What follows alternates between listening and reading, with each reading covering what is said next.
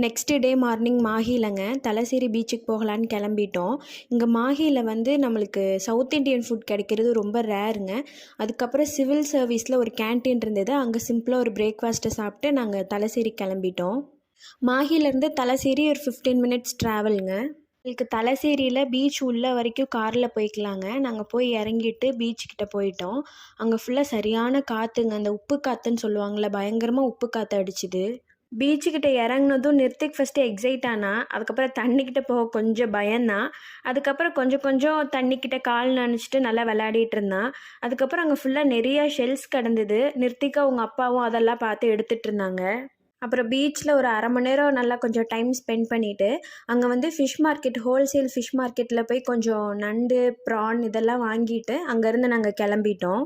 Afternoon லஞ்சுக்கு நாங்கள் பிரியாணி சாப்பிட்டு நாங்கள் அங்கேருந்து 4 o'clock கிட்ட கிளம்பிட்டோம். நாங்கள் பொள்ளாச்சி ரீச் ஆகும்போது 11 o'clock ஆகிடுச்சு. நம்ம ட்ரிப்போட லாஸ்ட் டே சூப்பராக முடிஞ்சுது. வீடியோஸ் பிடிச்சிருந்துன்னா லைக் பண்ணுங்கள். தேங்க்யூ.